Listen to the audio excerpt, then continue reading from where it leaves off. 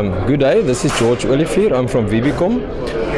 We're very privileged to have with us Mr. Craig Anderson of 888 Investments. We welcome you, Mr. Anderson. Hey, you say good day, we say good day in Australia. Okay. I've just got a couple of questions on the conference today, or let's say the past 2 days. Maybe firstly, if you can give a slight introduction of yourself, your company, and why you decided to attend this conference. Okay, a little bit about me and 888. Basically, we're a variety of things, but mainly we're a gold refiner around the world.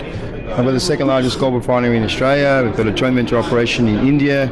We've built the first official refinery in Ghana, which is opened, and currently almost finished. We should be done by December with one in Zimbabwe. Great, thank you very much.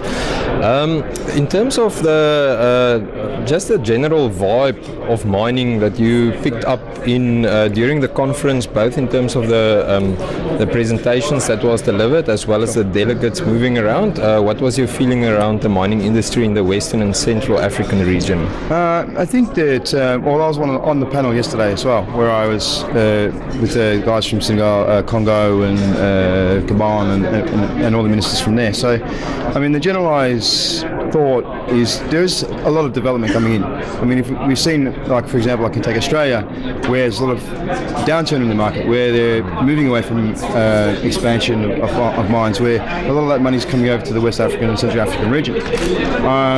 So there is a lot of development, but the same topic of conversation was risk.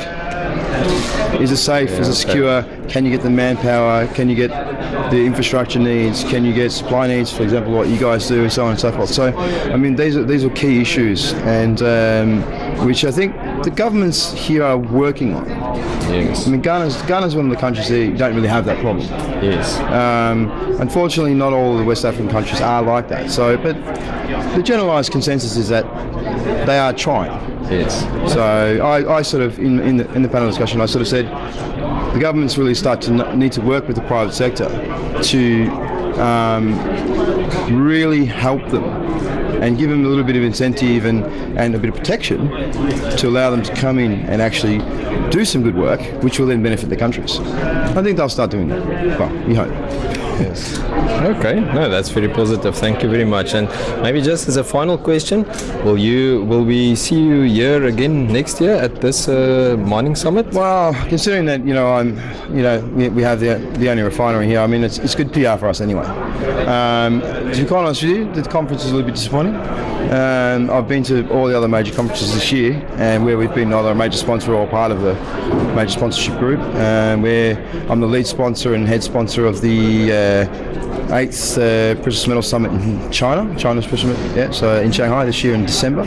So I'll be there, so you guys, if you're in the neighbourhood, come by. Yes. Which if you compare that event, I was there last year, compare it to that in here, or even India 2 months ago now, a little bit disappointing. I thought it'd be a bit more numbers, more mining companies and so on and so forth, but I believe the one in May next year should be very good. Okay. It's done every 2 years, so we'll be presenting that, and you guys might want to think about that too, because all the mining companies will be. Okay. So that might be a better opportunity for what you guys do. Yes. Yeah. Okay. Just some advice. Cool. Thank you very much for your time. No worries. And yeah, it's nice catching you up. Yeah, good to see you again. Okay. Thank you. All right. Thanks.